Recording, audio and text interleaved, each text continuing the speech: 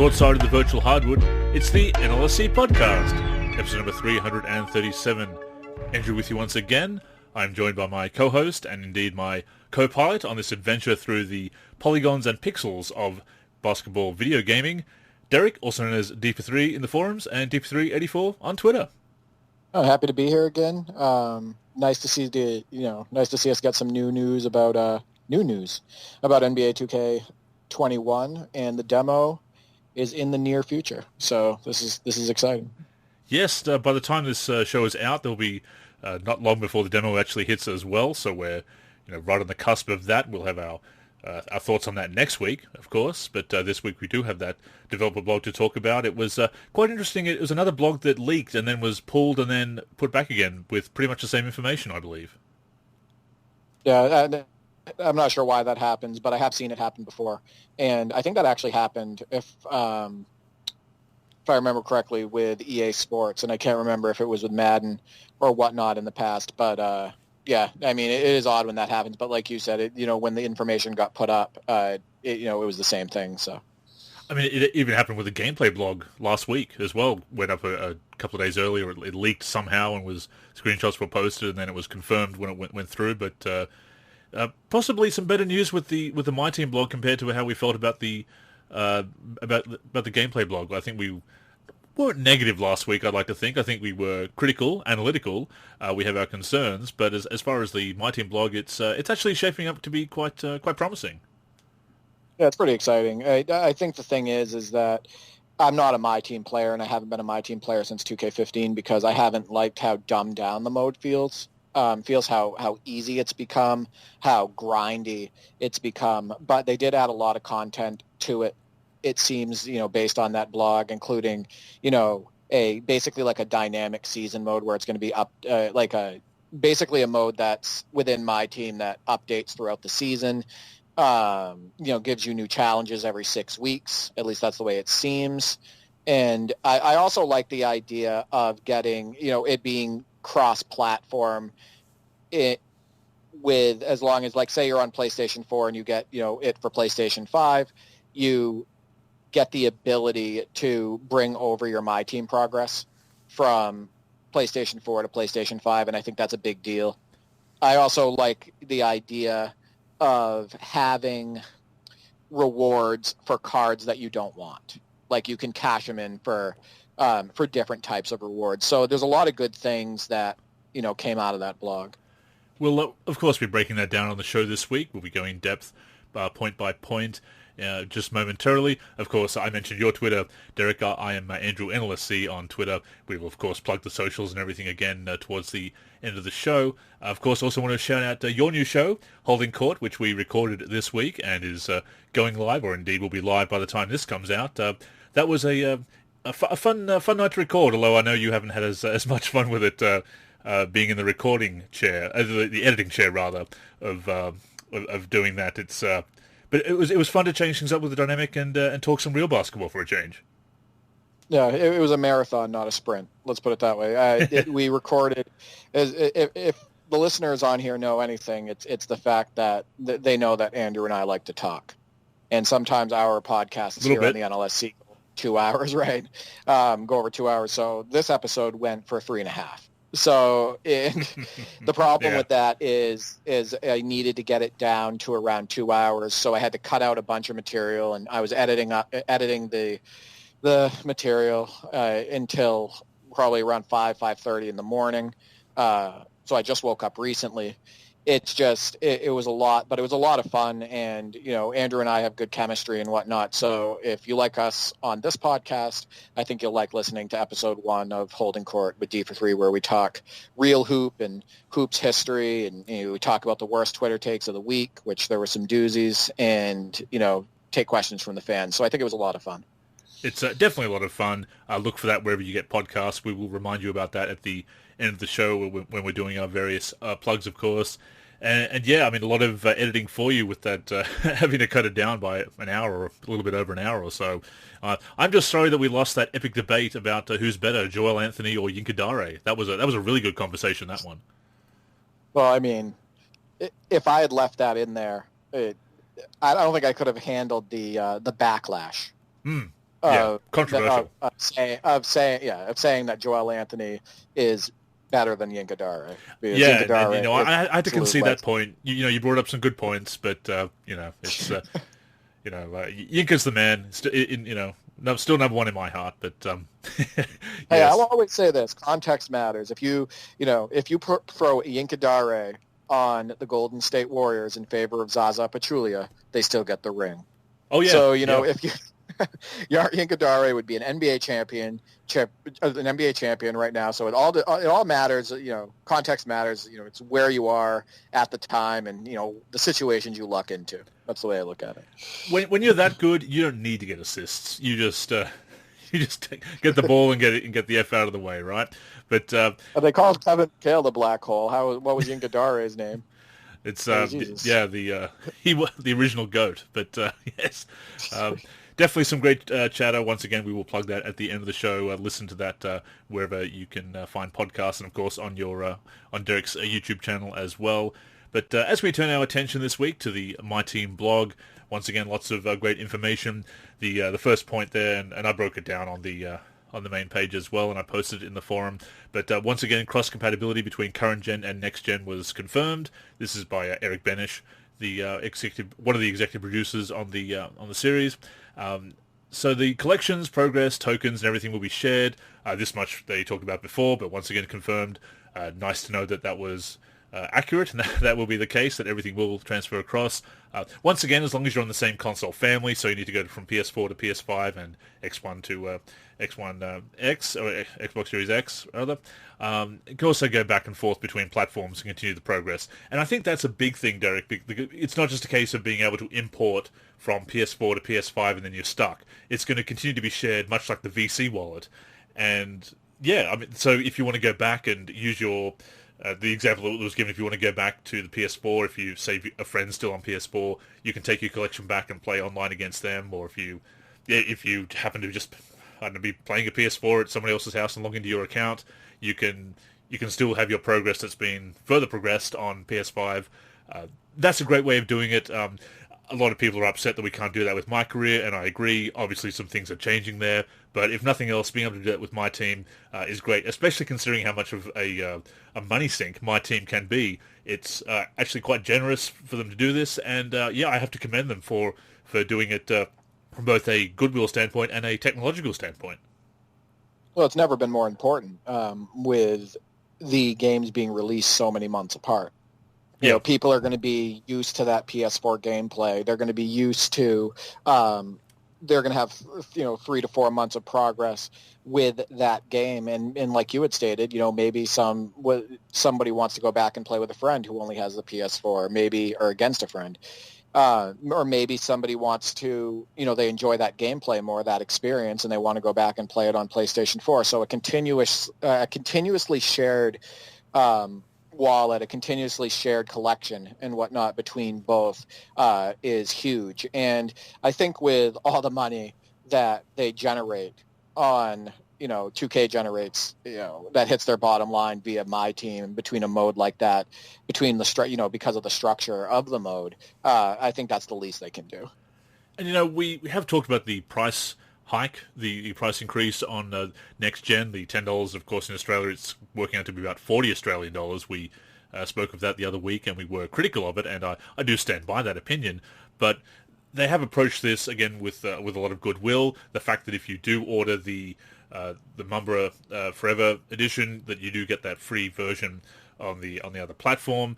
And yes, there is the fact that they're using Kobe to sell that and the upgrade, and the fact that it has to be the most expensive edition. But at the same time, you still can, if you are going to double dip, you can save money on that. So and of course, if you do happen to spend any money on MyTEAM, I advocate for no money spent. Don't get me wrong, but if you do, there's less to double dip there. You don't have to do it on both platforms. So again, it could have been a lot worse considering 2K's track record in recent years. Yeah, I just hope they stick with it. You know what I mean? I hope they, as long as they do releases on PlayStation 4. So you and I talked about this. We think they're going to cut down the cycle. They're not going to have 5 or 6 releases on PS4 for NBA 2K. I wouldn't be surprised if they cut it down just to a couple years. But when NBA 2K22 releases, and if they put that on PS4, hopefully they do that same sharing method between PS4 and PS5. But on a side note, we're talking about money spent. I'm looking at these because Madden 21 was just released on EA Play, like EA Pro or whatever, EA Play Pro, I believe. Yeah, and it used to be EA Access. Yeah, they got some people got a 10-hour trial, some people got the full game. I can't remember. I don't know exactly how that works. But what I do know is that I was watching influencers upload videos on YouTube, and some of the videos, if you go on, they're like, here I am dropping $1,000 on Ultimate Team, on Madden Ultimate Team. Like that, the money they are making off of Ultimate Team in Madden is nuts. There's already, the game hasn't even been officially released because I don't think it's released until August 28th, like the full game for everybody. Mm-hmm. But I'm seeing people already talk about dropping big money on that mode. And, it's wild. It's absolutely wild. And it makes you wonder how, what 2K would be doing if EA didn't have that, the full rights to the NFL license, and 2K was in the game right now, and they had like a MyTEAM for their NFL game, what they would be doing to consumers. It's just, it blows my mind. Anybody would. EA, of course, has done it with FIFA. There have been microtransactions in Ultimate Team, Live Ultimate Team, and NBA Live.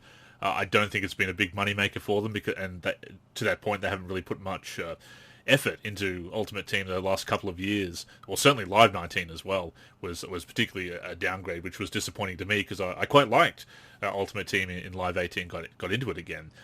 So that is well, we've talked about the disappointment with Live at length, so we might leave that for another time. But yeah, it's amazing. I really enjoyed NBA Live 16 Ultimate Team, and I would have enjoyed it a lot more if I felt the game was better.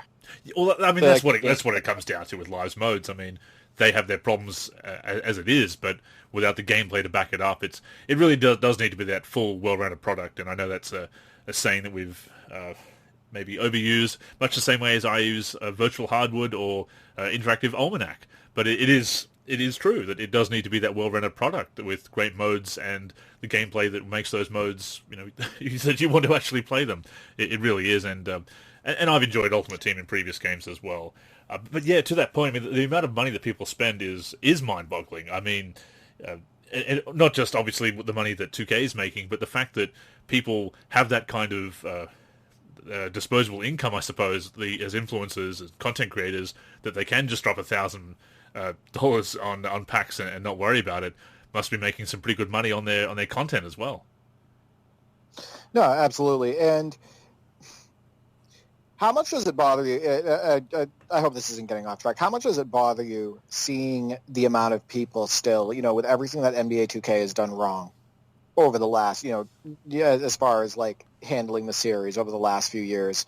And how much does it bother you when you really think about NBA Live bowing out? Like, look at all the attention NBA 2K is still getting. Look at all the hype it's still getting. Look at all the comments under Mike Wang's tweets and all the people reading the developer blog and all the YouTube videos going up about it and all of that stuff. 2K has made so many mistakes over the last 3 or 4 years, and they are as popular as ever. They're getting away, and they can get away with it. Every time I think about it, and I think about the hype that still surrounds 2K with all the mistakes they've made, it just bothers me even more that there's no competitor in the space and that NBA Live bowed out. I know that's a little bit off topic. But it bugs me. I mean, squandered opportunity. 2K has left the door open for all their success.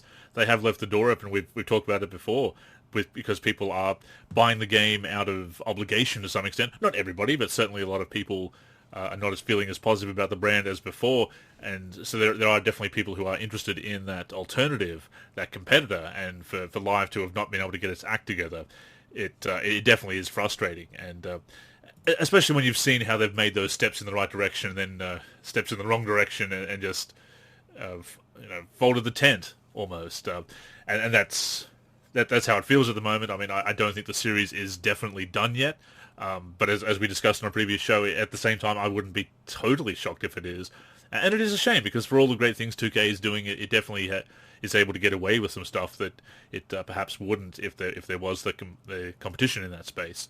But again, as we've talked about before, if Live was in a strong position, they definitely would be doing things with microtransactions that 2K is doing with Live, because they'd be able to get away with it too. So maybe they keep each other in check. They have to keep up with the Joneses, right? You see, if you see them living a certain way, and getting away with certain things, and that can benefit you, then, they would be doing the same thing or something similar. So I agree with that.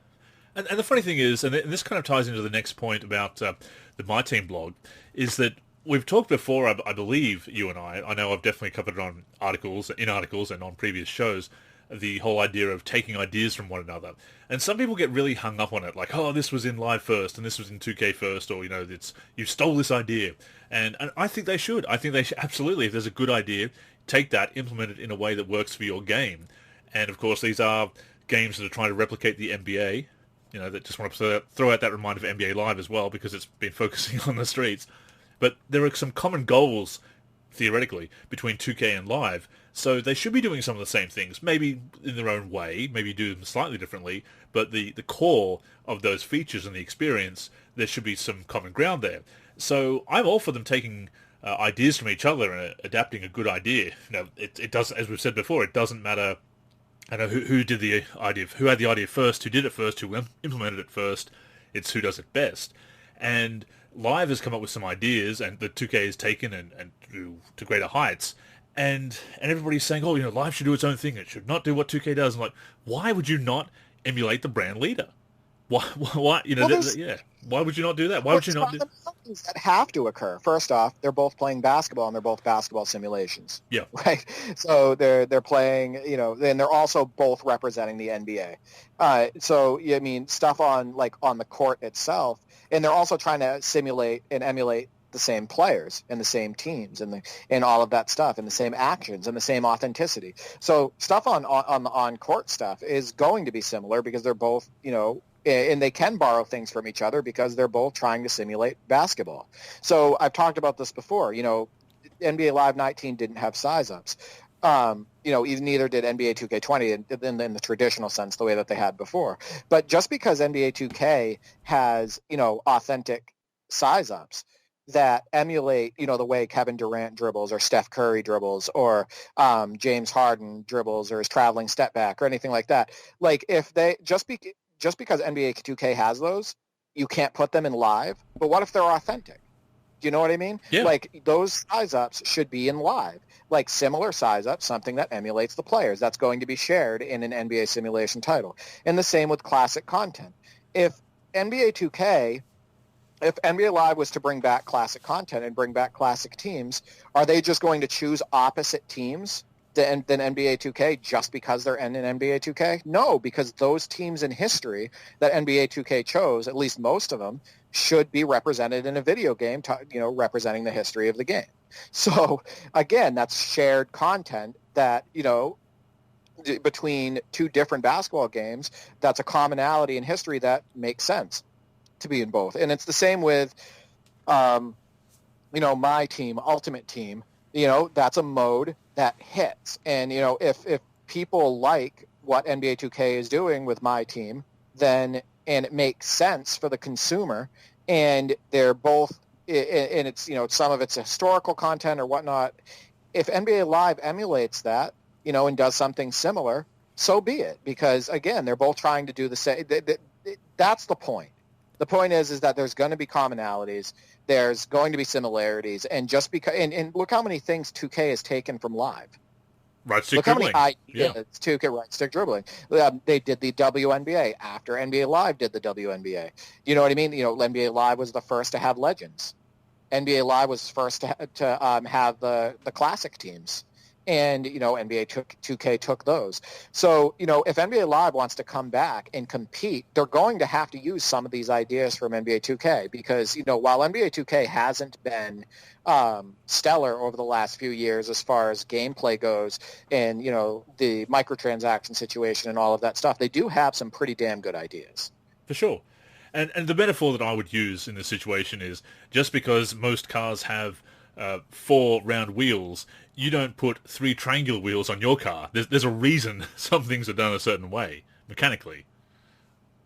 Right, exactly. And, in a bike reference, NBA Live needs to take off its training wheels. Yeah. You know what I mean? It's time. Well, it's time to join the adult crowd, the more mature crowd of gaming and step up to the plate and make an all-around basketball product. Because when I say training wheels, if you look at the depth that NBA Live has had, I like the analogy. I like it because it has not been up to par. They've the current direction, as we've said before, they can talk about new directions and going after a new, younger demographic. What they're doing is not going to get the demographic young or old. It is. It's not a good direction. So that is why the needle hasn't moved, and they pushed some of the old crowd out, to cozy up to some of those 2K influencers who don't care about live and are not necessarily interested in giving the feedback. They're interested in content for their channel or whatever. But that's just the way it goes. But the reason I bring that up is that Ultimate Team, of course, has previously had seasons with their content, and seasons have been implemented this year, or will be implemented this year, in NBA 2K21 MyTEAM. So there's going to be a new season beginning every 6 weeks or so. That's going to add new objectives, such as daily, weekly, and seasonal agendas. They brought in the agenda last year. They're expanding on that. You earn XP to level up, to get throughout the season. You level up to unlock new prizes with a grand prize every season. Vault prizes in Triple Threat Offline will also update with every season, as will a selection of reward market cards. So there's going to be content coming through every 6 weeks or so. A new challenges will be coming through as before, but they've really seemed to have refreshed the whole approach of getting that dynamic content through. And again, that's better than NBA Live seasons. So it's another idea that started out in Live. 2K's kind of done certain things with that with their challenges as well, but they're getting that structure that Live has done, but they're doing it deeper and, from the sound of it, better. And I like the sound of seasons. Yeah, I think it'll be fun. I may try to jump into MyTEAM, with some of these changes that I'm hearing. I may try to jump into it again for the first time since 2K15. I'm a little bit short on time with doing these 2 different podcasts and everything else that's going on in my regular 9 to 5, but I may jump in. I think the biggest thing, though, that I question is when I hear of all these new features in MyTEAM and all of this new content, is the mode going to be even more grindy? And what turned me off to MyTEAM was how grindy it was and how pointless the challenges felt, throughout the mode and whatnot, because I'm a completionist, you know what I mean? I'm not jumping into a game. I'm not going to jump into a game and avoid content I don't like. I want to complete a mode or get as close to complete in a mode as that I can. And I found that the structure of NBA 2K15, NBA 2K 16, Live 16, MyTEAM, and Ultimate Team gave you a sense of challenge. The challenges didn't feel grindy. They felt like they had a purpose. You weren't just jumping into a game for the final 1 minute or 1 minute and a half or something like that, on like super easy level and whatnot, like the newer 2K. So when I hear things like the season, and I hear about all of this new content, I am a little bit cautious just for the fact that, is it going to make the mode even more grindy? I mean, with over 2,000 cards to collect, if you look at the collector level rewards, then and it ended up way over that once they started adding new cards, I would have to imagine. It's very hard to, unless you completely dedicate yourself to that mode, as a lot of content creators and regular gamers alike do.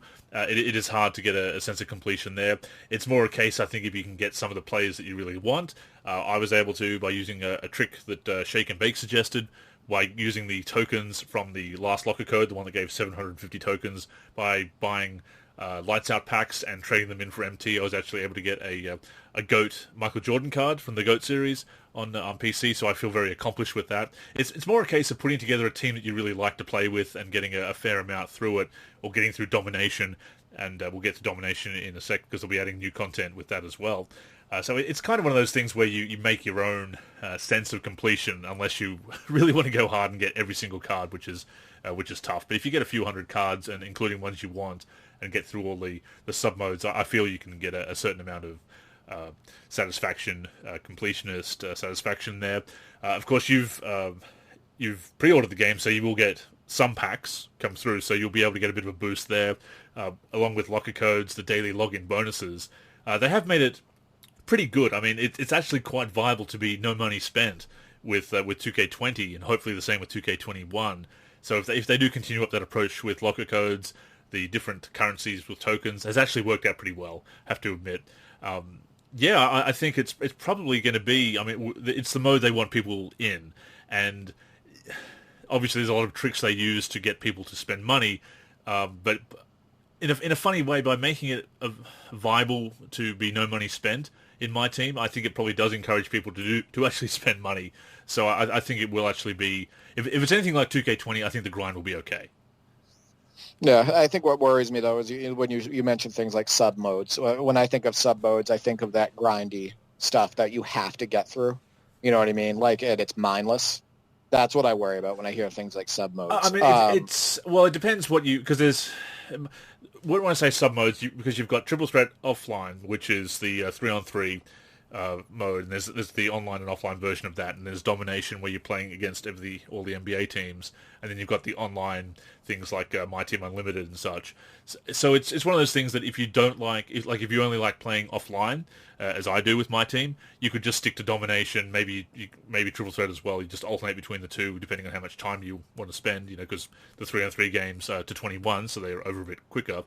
So you could really collect a lot of cards and have a lot of fun if you only stuck with one mode that appealed to you. It's kind of like, within MyTEAM, is kind of like having the modes of the game in itself. It's much like with My Career, for example. You can play it all. You can play the NBA, you can play Playground, you can play Rec, you can play Pro-Am, you can play Cages. Or if you just want to stick to one or a couple of them, or float between them as you feel like a change of pace, you can do that as well. So I think if you just wanted to stick with Domination, because then you've got Domination, and you can go with the Historic Domination as well to unlock the historical players and go against historical teams. So I think you could be able to just stick with one, and still feel that sense of accomplishment. Yeah, I guess that makes sense. Maybe I'll dive into it. I might do it on release day, just to get my feet wet.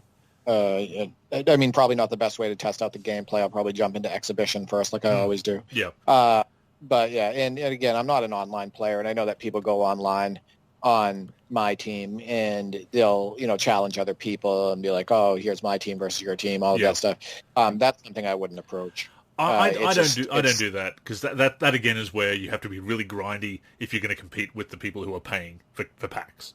So I'm right, and that's where the pressure comes in too. Yeah, absolutely, so, absolutely. That's where the pressure, and they know that's going to the one of the biggest things is the pressure. It's how are you going to compete with other people on MyTEAM if you have a weak lineup? So people don't want to come out of the gate, starting, with a starting lineup that includes cork mats. A bunch of bronze cards. Yeah, and everyone else has got the diamonds. Yeah, no offense to him. I mean, he can hit a 3 every now and then, but if you're up against Michael Jordan, then you're going to have problems. And of course, the way they release cards also helps a little bit. So it's very hard for somebody to have. There's no Galaxy Opals on day one, for example, as far as I'm aware. Certainly, it wasn't last year, if I recall correctly.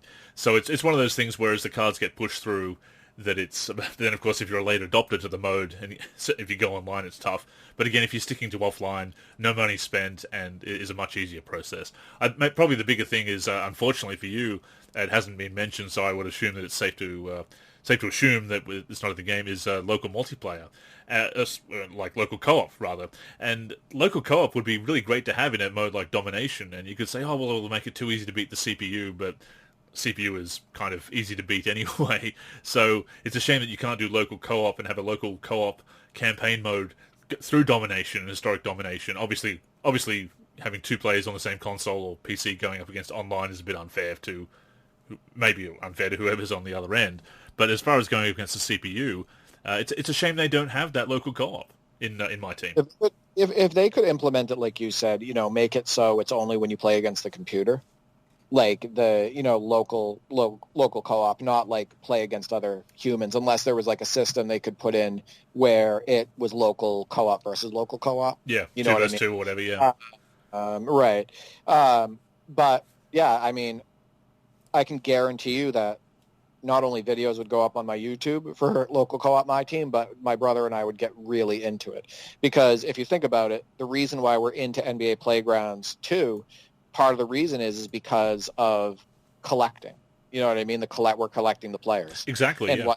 And we prefer, over the arcade experience, we prefer that 5-on-5 experience, and we prefer that type of gameplay over NBA Playgrounds and whatnot. So if we're spending that much time with NBA Playgrounds 2, NBA 2K Playgrounds 2, we would be spending a lot of time with NBA 2K21 MyTEAM. So yeah, that is a great idea, and like you said, it could be implemented through domination and through human versus CPU. And that would be the way to do it. Triple threat offline play. Yeah, I mean, that's a great point. There's an NBA 2K Playgrounds 2, which has a same system of unlocking players, which you can then use online if you do want to go online. It has the same system of having to build a team through random drops, through loot box mechanics, and also does even have microtransactions as well for the golden bucks in 2K Playgrounds 2. So it's definitely something they could do without ruining the competitive balance, especially if it's just keeping it to offline play. So it's something that's worth putting out there, I think, as an idea. I think a lot of people would enjoy that. I know couch co-op is not as popular as it used to be, but obviously it's still a thing. And if you just put it in the game against for domination for the offline modes and triple threat offline, I think people would definitely take to it. Speaking of triple threat offline, this year it's going to begin with 300 wins on the ladder. Last year it was just the full 1,000 wins on day one, which was a very daunting ladder to look at. Each season is going to add more wins to earn with new prizes that level up to stay consistent with new cards as they're released.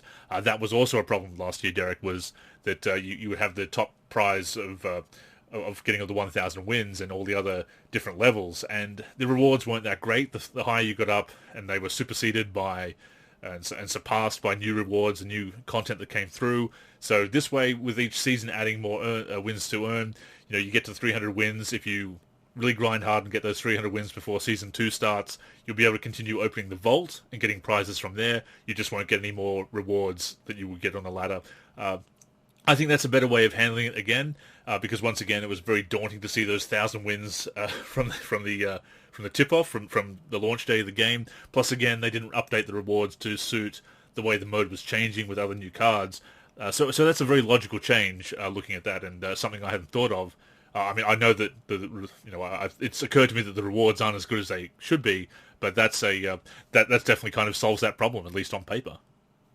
Well, it's kind of a drop, huh? 1,000 to 300. Yeah, I mean, they'll probably be over 1,000 by the time all the seasons finish, but it's yeah. It's the grind part that I'm talking about, the stuff I can't get into. I can't get into that grind, and you can say that I'm not hardcore or whatever, but my life has changed. You know what I mean? Like, sure. Maybe when I was younger, maybe I would get into something like that. Maybe when I had more time, and maybe when I didn't have, the responsibility that I have today, maybe I would get into it. And you know what? Maybe kids and some young adults can. But that's just, like you said, daunting. Use the words like daunting. It's it's a daunting to look at. It's a even 300 games sounds insane. But at the same time, what's the length? Oh, what's the length of those? Triple threat offline is probably going to finish most games within 5 to 8 minutes. Exactly. So that's not terrible. It's still daunting. It is to look at the It's not absolutely terrible. And it is. I think those modes are definitely aimed at the younger crowd, or certainly people that have enough time on their hands to just play, and game after game after game, and play every weekend and whatever. It's what it's aimed at, and I suppose that's why, again, the game does have something for everybody. If you are that traditional gamer, more traditional like us, there is still the NBA side of my career or my league and exhibition play and everything. I don't think you're ever going to lose that from 2K because it's just, if nothing else, they're not really going to get the attention that perhaps we'd like, but they're never going to be removed. And that is again an issue that with the NBA Live that they haven't really focused on the fact that you need those core modes, even if you're not going to do a lot with them every year. Just have them at a decent depth and just continue it. But I think that's a great way to handle Triple Threat offline this year. Much less daunting, as you say, still kind of daunting. And I alluded to it before, but Domination is also going to receive new tiers throughout the year. Starts out with the NBA Domination and Historic Domination in previous years. They're going to be adding new campaigns, I suppose, for lack of a better term, to Domination throughout the year. They're not going to come through with each new season, so not every 6 weeks or so, but do expect a few to come through. So once again, it's new things that freshen up the game, Derek. New, again, for lack of a better word, campaigns for Domination, something new to play. I think maybe they've figured that people do get through Domination if you just stick with that they're getting through it and then not really having much to do after that. So it's giving everyone, who, no matter which sub-mode of MyTEAM you like, it's going to have some fresh content. So again, and these seasons, they're not going to require any kind of additional pass or microtransactions, apart from, of course, buying the packs, but you don't have to buy your way into the new content coming through. Again, if you can buy the packs, but as far as the games, the challenges you can play are all just included in the price, which is something to not be taken for granted these days in the in the age of recurrent revenue. But again, pushing through new content for Domination, which hasn't really got that kind of thing before, is just another great move. And of course, being able to share that between next gen and current gen will make that so much easier. Well, amount of content and fresh content has never been a problem with NBA 2K. Right? I mean, they're always freshening things up. We talked about, adding new classic teams every few years, adding new modes, adding new customization like Jersey Creator and all of that stuff. The difference between NBA 2K10 and the different content that you got in NBA 2K11 as far as the classic content goes and stuff like that. We can always expect new and fresh content. Is it always well executed? No. We've talked about that before. But as far as, depth, new content, fresh content, that's kind of staple for, the NBA 2K series. Definitely. And that's true. I mean, you look at some of the new content that's lacking. I think the big thing this year with cards, in particular card packs, are the odds. Because the odds still aren't displayed. You've still got packs that, unlike NBA Live, when NBA Live was doing its better packs with Ultimate Team, if you got historic packs in Live, you were getting one of the historic players. It may not be the player you want, but you were getting a historic player. You can buy a throwback pack of sorts in 2K, and even the really expensive packs have just such terrible odds that I'll be interested to see if they tweak that, because the odds didn't make them worth purchasing, which meant it wasn't worth grinding for VC or paying for VC. So if they make the odds a little bit better, I think that this is, I hesitate to say it because it's giving them ideas about how to make more money with the current revenue mechanics and loot box mechanics. But logically, if they want to push the revenue up, then you have to give people bang for their buck, which would mean actual better odds on the packs. And even if they're not, the pack odds were so terrible last year that I'm interested to see if they'll be tweaked, because tweaking them and making them a little bit better might actually make them more money. So maybe that'll, it can be mutually beneficial, funnily enough. Well, what are the odds in NBA 2K21 that I can get a Shaq that dribbles like Steph Curry and shoots threes like Steph Curry? That's all I want to know. Well, I mean, you're probably able to get that card. Whether you can get that card without spending a lot of money, yeah, that's a different matter altogether. No, and I see what you're saying too about encouraging practices that could make NBA, that could make 2K more money. The pack odds have always been interesting, and we my brother and I talk about this with NBA Playgrounds too. So we grind out an entire season, and we play, including playoffs. I think it's like 20 games or something like that, 20 to 22 games, and we have enough money at that point to buy a few gold packs. And it seems like every single time we buy a gold pack, it's garbage. Yeah, I hate to use that term, because it's so overused, trash, garbage, or whatever. But when I say garbage, I mean you're not getting a true legend. You're not getting an epic legend a lot of the time. When you get that player, it's not the one you want. You get loaded with duplicates and stuff like that. And then we say at the end of it, we're like, man, we wish we had just bought a player flat out. Like straight up instead of buying packs. And I'm sure that a lot of people feel the same way when they're playing MyTEAM. Where they're like, I wish I wouldn't have wasted my money on this. Well, I was going to ask about that because while I was spending all the tokens on the Lights Out packs to boost my MT by just flat out selling the cards to do that, I was buying pack after pack and opening them, ripping packs as the kids like to say these days, and I got I would get the same double about 5 or 6 times in a row from the packs that I was spending tokens on. So that's in MyTEAM. So I was wondering what it was like in Playgrounds 2, because with Playgrounds 2, I actually, as I mentioned on a previous show, because my cousin was coming down to stay, and we just had basically the evening and the next morning to taking the day off work and having an old school gaming session. Two men in our 30s playing video games, very mature. But anyway, that's no shame. But the fact that we didn't want to grind through everything try to grind in less than 24 hours to play, I did pay for the unlock. So I haven't seen what the pack odds are really like in Playgrounds 2. So it sounds to me like much like NBA 2K with MyTEAM, that it's way too easy, despite the plethora of cards available, it's way too easy to get doubles. And that is a big problem in 2K, and sounds like it's a problem in 2K Playgrounds 2 as well. And that just shouldn't be. When you've got over 2,000 cards to collect, you shouldn't be getting doubles so readily, so easily. Yeah, so we bought 3 packs the last time. And remember, to buy 3 packs, I want to say this almost took us 30-plus games. And still, that's a lot of time. It is. To spend game. And, we got 3 packs. The 2 high-level cards that we got in the first 2 packs were duplicates. And the third one was 4 players that we didn't want that weren't big names at all, and then the 5th card was like Robert Parrish or something. And it's like we basically grinded for 30 plus games on NBA Playgrounds 2 for Robert Parrish. That was not that Robert Parrish is a bad card, right? Like, it's not bad to get like Robert Parrish or anything, but that to it's not do that tier. All those packs, right? Exactly. What we could have done though is if we had used all of that money that we made in those 30 plus games, we could have gotten Bill Russell. Like, we could have bought Bill Russell straight up. So which do you think that we should have done? Yeah, in hindsight, yeah. Right, in hindsight. But yeah, there's lots of duplicates. I hate the duplicates. I know what they're trying to do. They're trying to make it like real pack opening in real life. They also want you to buy more packs. So it's a combination of both, because more packs, more money. But yeah, it's not favorable, and I'm guessing that that's similar to the way it is in 2K20 and will be in 2K21. I think so too, and it's funny because if you do compare it to real pack odds, I did a video a few years back with 2K17. I'd saved up a bunch of VC and bought a box towards the end of the year, and bought a couple of real packs of cards at the time. And I compared. I've done the video. You can check it out on the YouTube channel, of course, youtube.com/NBA Live Series Center.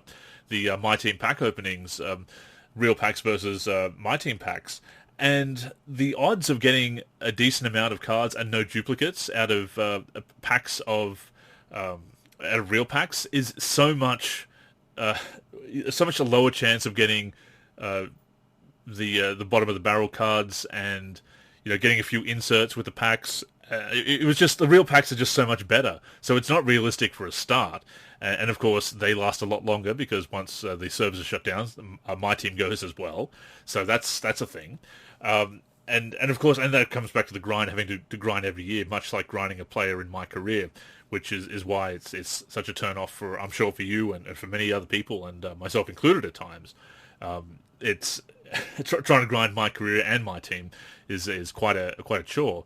But the pack odds definitely could be better, should be better. Whether they will be, I'm inclined to think that they won't be changed that much. Which again is funny because they could actually probably make more money if they did have better odds. But it's possible to earn a fair few good cards through locker codes and other giveaways. The daily login bonuses, it's always worth just logging in every day, and which is also I guess kind of a I don't want to say scam, but it's definitely a technique to get engagement up, because if you're logging in every day, you're at least firing up the game every day. But at the same time, you can get some decent rewards from it, so it's a double-edged sword.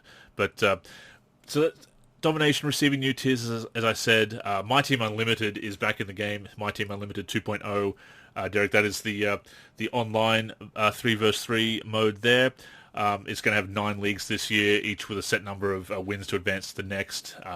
If you only need to, say, win 3. If the first level of the league needs 3 wins, you can just have those 3 wins. You don't need to keep going. Then it levels up. Then you've got to maintain the... Yep. I'm sorry, can I interrupt you for a second? Sure. So you brought up 3-3, and sorry for the listeners. I didn't mean to interrupt Andrew, but so I didn't want to forget this point. So we talked on several episodes about arcade, right? Like how arcade games still have a place. Like if they're released right and they're executed properly, fun, zany, arcade style action, even if it's loosely based on simulation of the real sport, and has some authenticity and real names and stuff, those still have a place. So there's this new mode in Madden 21, and it's called the Yard, I believe, and it's 6-on-6 football. And I'm watching these YouTube guys. They're uploading videos. These videos are getting thousands and thousands of views. And I'm watching the commentary on Twitter, and people are having an absolute blast with this mode. Mm. And what it is it's 6-on-6 football, loosely based on authenticity, and it's wild football, like wild, zany football. And I wanted to bring that up because, we talk about how there's no real, there's hardly any players in the arcade sports space for basketball. Or for football or anything like that. And the reactions to that mode, the Yard, on Madden 21 is, again, more proof that there's room for for games in that space and developers to make games in that space. Well, it definitely is. And the triple threat offline and online and MyTEAM Unlimited, etc., is played in the... what is it called? The Ante-Up arena, which is which is a gambling arena in my career. We actually put the VC on the line in games. Again, a straight up gambling mechanic that has ATMs that if you go up and interact them with, you can actually buy VC. Again, with all the complaints about microtransactions and gambling mechanics in 2K, I don't know why Ante-Up isn't brought up more often. But anyway, so it takes place. Ante-Up? Did Jim Sterling bring that up? I don't know if he has. I've written an article on it. I wrote an article on it. Jim Sterling has talked a lot about about gambling mechanics. I don't know if he's talked about that one in particular, because it kind of flies under the radar because you don't have to play it. You can play just straight up Playground, because Ante-Up and MyTEAM Unlimited and the Triple Threat Offline and everything that takes place in there, the gameplay uses Playground animations. So it is a looser style, the 3 versus 3 play under those modes. And with Ante-Up, it's kind of looked at as the elite, where the elite players go to put their VC where their mouth is, kind of thing, if to coin a phrase, to virtually coin a phrase. So it's not like with MyTEAM, for example, where there's no way around the fact there's loot boxes. Whereas you can play My Career and you can play online the connected modes of My Career, like Cages and Pro-Am and the Rec and the Playground, without ever spending VC except on your player. There's no gambling mechanics there. If you avoid Ante-Up, that's the thing. Whereas you can't avoid the loot box mechanics of MyTEAM packs if you play MyTEAM. I think that's what it comes down to, is that Ante-Up you can avoid completely, and a lot of people do. That's the only reason I can think of why it's not a bigger deal, because it is straight up gambling your VC. You go to the court where it has the amount of VC that you need to at least have to wager, and then if you win, you get the VC prize, and if you lose, you lose the VC. So that it is gambling, but it is something you can avoid. It's whereas the other mechanics you can't. So I suppose that's where it's flying under the radar. It's like Michael Esquinas' book with Michael Jordan. It's Michael and Me, Our Addiction to Gambling. My cry for help. It's it's NBA 2K and me. My addiction to Ante-Up. Yeah. Yeah, my addiction to Ante-Up and NBA 2K. My cry for help. But yeah, that's wild. It's wild that they can get away with it. It is, but that is where that bit of more of an arcadey style comes in those modes. So Unlimited 2.0 will presumably still have that. 9 leagues, leveling up and having to maintain a number of wins to stay in the league. Each league has its own prizes, and they will come through with the with the number of wins that you achieve, and comes through with the seasons and whatnot. They're also introducing MyTEAM Limited, which is a new 5 vs 5 mode. It's online only. It's only going to be playable Friday, Saturday, and Sunday, so a weekend of MyTEAM gaming, basically. It's going to challenge gamers by featuring restrictions on lineups. The example that Eric gave was no players over the age of 23, for example. So you've got to use whatever you've been challenged to use in your collection. This is where you collect the championship rings that were hinted at in a previous, I believe, video or preview. So the championship rings in MyTEAM Limited, you'll be able to earn rewards if you get by the number of championship rings you unlock for challenges that you complete. If you get all 5 within the season, you're able to unlock a grand prize every single season. So once again, it's just a new 5 vs 5 online mode, but it's going to have different restrictions. So that's kind of different, actually, Derek, because a lot of the things with MyTEAM Online is that people will just load up their lineups with Galaxy Opals, and they'll have all the great cards.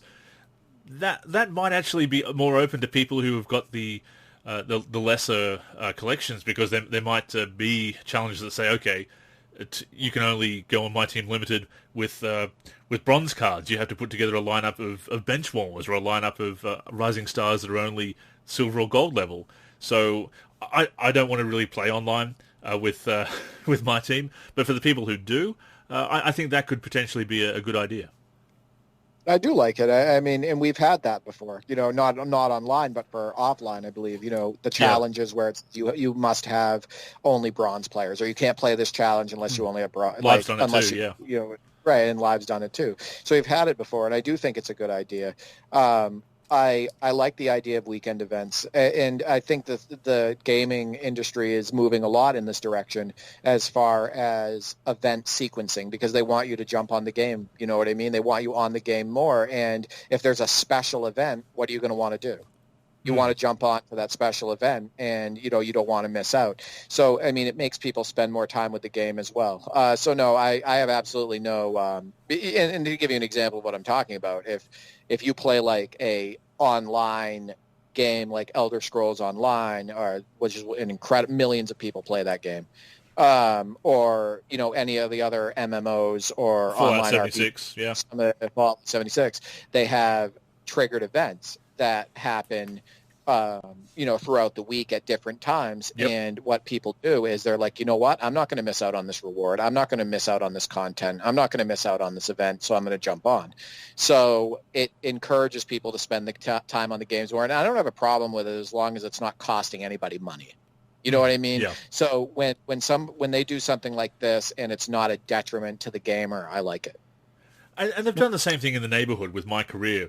And look, I have my own quibbles with the neighborhood, but of course they do have events such as Dime Time, where you, not as opposed to Dame Time, where you're trying to get as many assists collectively as a community as you can, and by everybody who participates, I think it's a base rate of 2,000 VC, which helps out here and there with upgrades or cosmetic items and whatnot. It's you can never turn down free VC.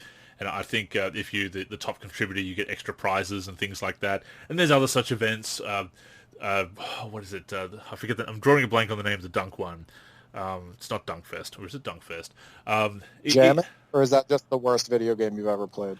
It's man, that is definitely. I can't wait to do the Wayback Wednesday on that one. I may have to do a video on that one because I don't think I like to think of myself as a good writer, Derek, but I don't know if my words without movies, without actual footage, can do that game justice. But we'll get that. I'll get to that when I get to that. But yes, it definitely is one of the worst I've played. One of the worst, if not the worst.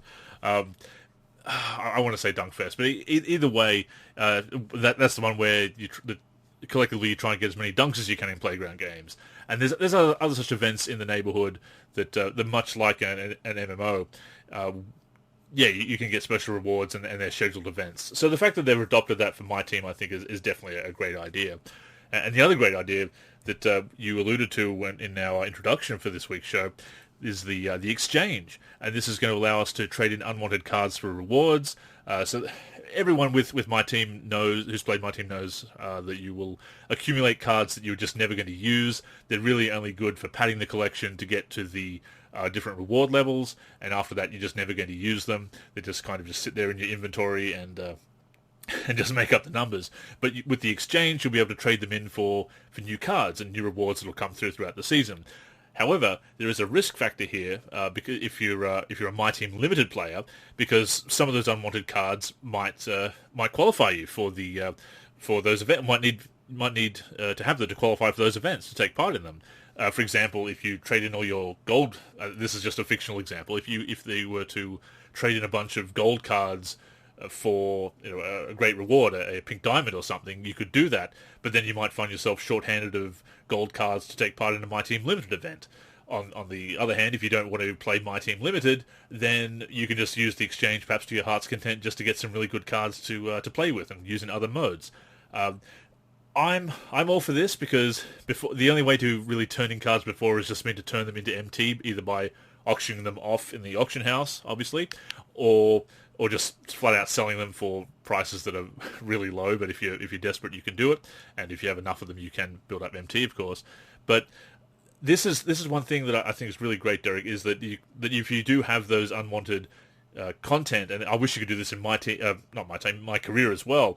If you spin rewards on the daily spin that you don't want, like clothes or something, that you could trade them in for 75% of their cost or whatever, to be able to take some content that you're not going to be used and turn that into content that you might like. Again, I think is a really good idea, and it's one of those things that has probably should have been in there by now, but it may alleviate the fact that those cards often go to waste. Yeah, I mean, I want to bring on NBA Playgrounds too again because of the way they do it, and so I'm a little bit cautious of this. I think it's a great idea, and people deserve that. But one thing that happens is there's an automated reward for a duplicate in NBA Playgrounds XP. Too, and it gives you like this very small amount of XP. Like you'll spend 5,000 coins on a pack, and you'll get like 100 XP for a duplicate out of that pack. So it doesn't like make up for it. You know what I mean? So I mean, if you have poor cards that you want to get rid of, there's always, from my understanding, there's always been a way to basically get a small reward. Am I correct? Like if you had a card you didn't want, there was always a way to get a really super small reward by putting it on the marketplace for a like really small fee, right? Well, see, you can, there are some cards that you can straight up sell. In my career, my team. That's what I mean. Yeah, exactly. Yeah. You can just quick sell them, and some of the better cards that you might get 3,000 to 5,000 MT for them. Of course, if you put some of those cards on the open market, on the auction house, you could get hundreds of thousands of MT with the way the market works these days. So the quick sell options haven't really caught up to the unregulated market, which is another problem with the auction house and my team that is worth bringing up. I've been planning an article on that because it is I think a problem that is somehow flying under the radar as well with my team that I've noticed.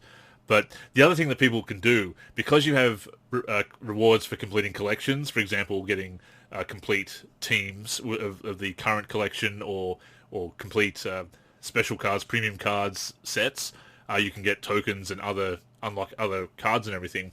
To get that, because people want to get specific cards, they go into the auction house looking for those specific cards. So you can get a bronze player, like a 69 overall player, 65 to 68, 69 overall player that's a bronze card, selling for 20, 30, or 30,000 MT because they're such a rare card and people need that to complete the set.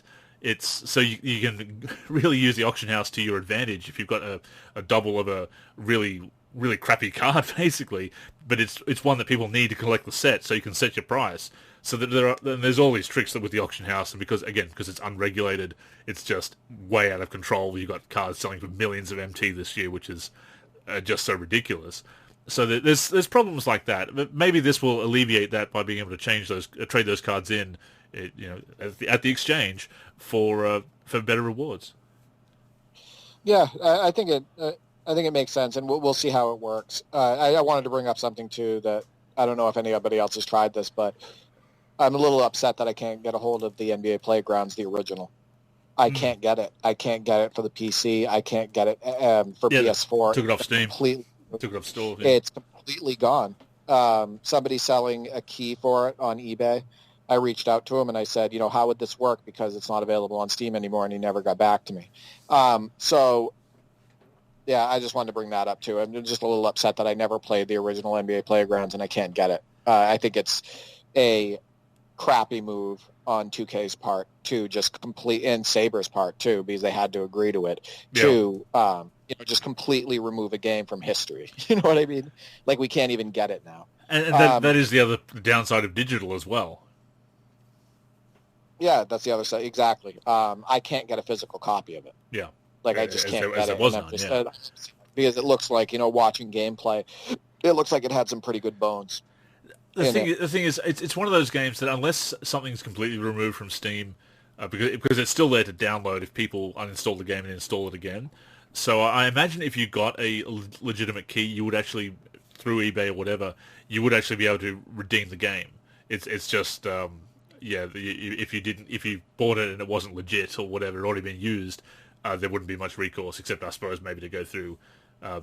Put in a PayPal eBay complaint, I suppose, but you probably would be able to actually redeem it. Yeah, that's a good point. Maybe I'll take it. It's only a few bucks. Maybe I'll buy it on Steam. Buy it from eBay, the Steam code, and see if I can actually get it activated or something like that. It's frustrating because I do like Playgrounds too, so I really wanted, and I'm a collector.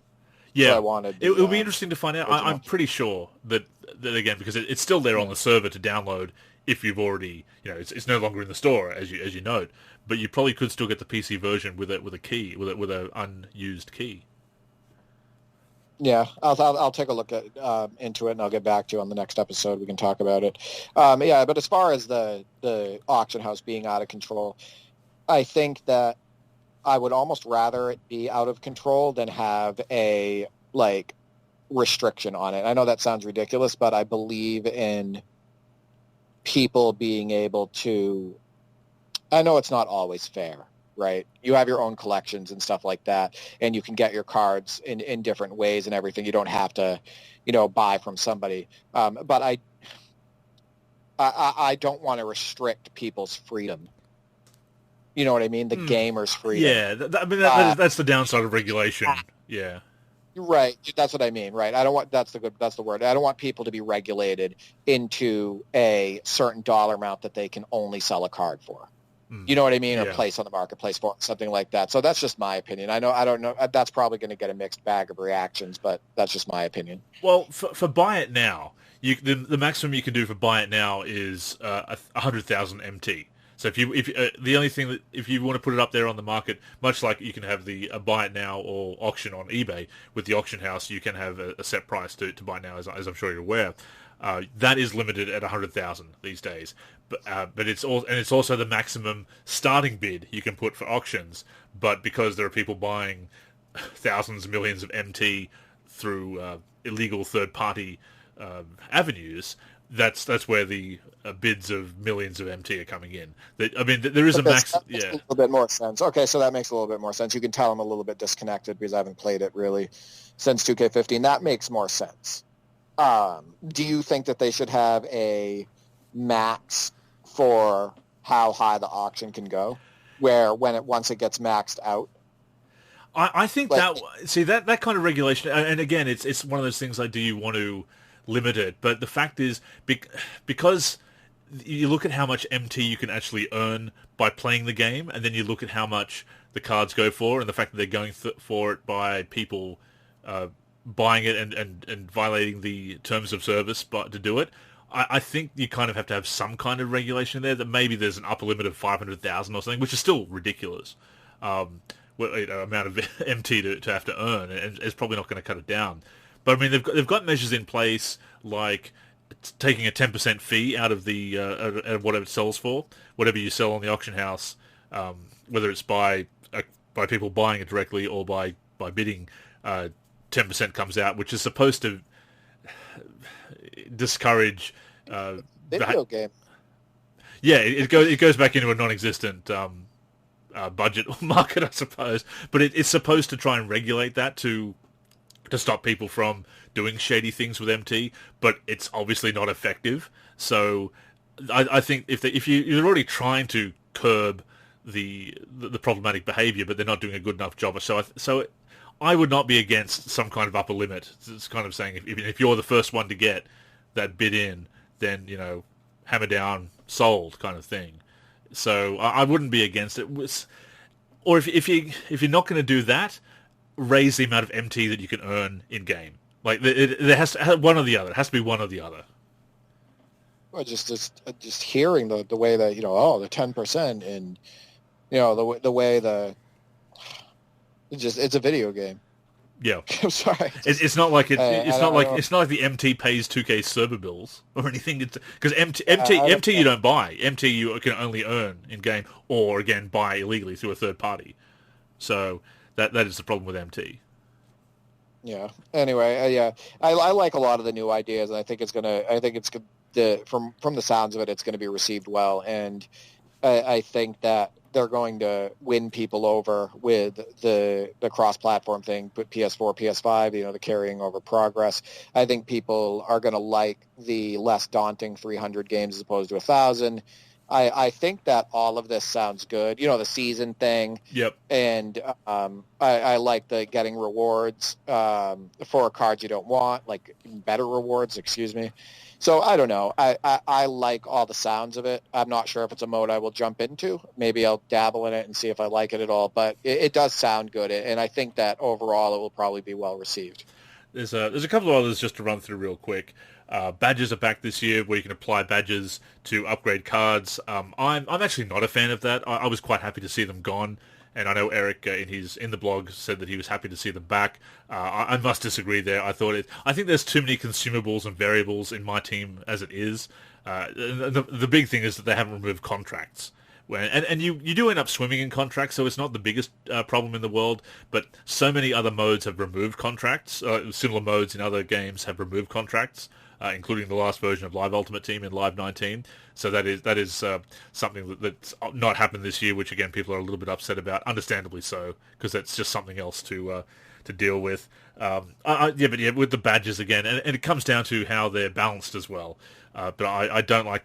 I just feel there's too many consumables and badge wise. Can you assign? So let's say I got Akeem Olajuwon, right? Can I assign like an ankle breaker to Akeem? I believe there might be some restrictions, and also they have to be applied sequentially this year. So you have to go bronze, then apply a silver badge to upgrade to silver, then gold. So you wouldn't be able to just get a Hall of Fame badge and whack it straight on. If nothing else, you wouldn't be able to get a Hall of Fame badge and whack it straight on a player. You would need to upgrade bronze, silver, gold, Hall of Fame. I think it's silly to even be able to have that, to be able to assign badges to players, because what you're doing is these are year specific, right? Yep. So like if I'm getting the 93-94 Akeem Olajuwon, I should be getting the 93-94 Akeem Olajuwon, right? That's the player that I get, the way he played in real life. And I shouldn't be able to upgrade my 93-94 Akeem Olajuwon. It's based on that 93-94 Hakeem. I agree. So yeah. So I don't like the idea of upgrading or leave that stuff for like when you create your own player, right? Yeah. Leave that stuff for my career. Don't put that in my team on real NBA players representing real seasons, because that's when you get the 07-08. That's when you get the 07-08 Yao Ming bombing threes. Yeah. You know what I mean? Yeah. And whatnot. And Eric actually, to that point, has a comment in the blog that MyTEAM is a fantasy mode, so it's all about fantasy. But I still think, and we've talked about this at length before, is that it needs to be rooted in realism and some kind of accuracy, if nothing else, to make different cards worth collecting. Because if you can just make any card into what you want, then there's no point in collecting specific cards. So it kind of defeats the purpose. And again, then I want them to add super then at the beginning of if they're going to still keep it like Hakeem Olajuwon, I want it to be super Hakeem Olajuwon 93-94, or yeah. take the fantasy or take yeah, or take the year off. You know what? Just give me super young Hakeem Olajuwon. How about that? Because that would make me feel a little bit better about like the structure of the mode instead of giving me a year specific player. Yeah, that is the problem. That where do you draw the line with fantasy as opposed to the fantasy aspect is putting together a fantasy team.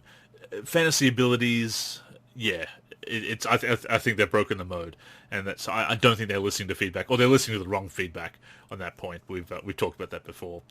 Evolution cards are back. Those are the cards that when you get them, you can upgrade their gem level and their ratings by performing specific tasks. Each card has its own goals. There's also going to be some branching badge-based evolution paths that you can choose. The example they gave was with Shaq, with a Shaq card that you can get at launch in one of the one of the promo packs. Is you can choose whether you want to go for the rebounding or the shot blocking badge, and whether you do that depends on which ratings you upgrade and which tasks you have to do, either 25 rebounds or 25 blocks to get to the next level. Evolution cards are one of the better ideas in 2K20. I really like the concept. So I think that's a good idea. And again, that gives you a reason to use different cards and to actually set yourself goals to use those cards and to get a certain amount of points and whatnot. So I think that's I'm glad they brought that back, and that's a little bit more flexibility in that respect. Yeah, I mean, we talk about bringing ideas that worked back. How many times in history, with the EA Sports NBA Live franchise have we said, you know what, bring this back, guys. Exactly. This worked. Or bring it back and maybe improve it a little bit, but this worked, and people like this and stuff. And NBA 2K, I think over the years has been pretty good at that. I think you had talked about in the developer blog that they're bringing size ups back, right? Yep. So, or they're like bringing it back similar to the way we had it before. And you know what? They tried something new. It wasn't that well received. I think it hurt the authenticity of the game with NBA 2K20. So they said, you know what? We're going to go back to something that worked before, and we're going to put size ups back in the game. And that's why 2K ages better overall than NBA Live, is because they're willing to do that. You know what I mean? So I like the idea that they did that as well. And I like the idea that they're not just saying, you know what, we moved on to this NBA 2K20 dribble system, and we're just going to keep it this way because it's new. You know what I mean? For sure. And if it's an idea that works, go back to that. Well, absolutely.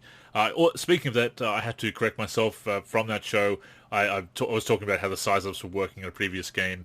Live 15 it was that you hold the stick and it goes into the size up. In Live 10, you would hold down sprint, and that's how it would do it. Same thing, holding down a control, so that's where my confusion came in. But I've been playing a bit of Live 10 recently for get screenshots and whatnot, and and I was reminded of how the mechanic worked when I did that. So slight correction on a previous show, last week's show, that is, for me.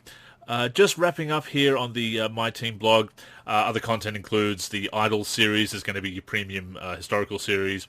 Signature challenges based on memorable performances that you get cards for. An objective with all the things that you can unlock and all the challenges. There'll be an objective tracker that you can track the agenda and all the different objectives that you're currently shooting for. There's going to be a holographic basketball that you can unlock. Last year they had the On Fire basketball, the bit of a Jam tribute there. It's going to be a holographic basketball. Something that they're just hinting at called Dark Matter, so whether it's something above Galaxy Opal, that's the current speculation. Pre-order promo packs will also offer the chance to pull rare cards as opposed to just basic stuff, or indeed garbage. And there's also going to be a new prize mechanic, called the Ascension, or called Ascension rather, just Ascension, has been added, where we select from different face-down cards, and you can ascend to higher tiers of rewards. So there's also going to be the boards back for ball drops and everything. So there's a couple of different reward systems based on different modes and everything. So a lot of content, basically. Some pretty good improvements across the board, things that could really work well. And I like the sound of it, Derek, but as we kind of alluded to on a couple of occasions, if the gameplay isn't really up to scratch, we're not feeling the gameplay, then that is a problem even with a deep mode if you don't want to play the game itself. Although you can still collect cards, I suppose, with locker codes and in MyTEAM, and see the collection grow. Really, you want to be able to play with them, because, you can collect cards quite easily in real life if you want to. You can buy the packs from Panini. They're the only company that's doing the NBA cards at the moment. They've got the exclusive deal, so no more Upper Deck or Fleer or anything, unfortunately. But so pretty good across the board. Gameplay is going to be paramount as far as enjoying that experience, but I like the sound of it. And as you said, the cross-platform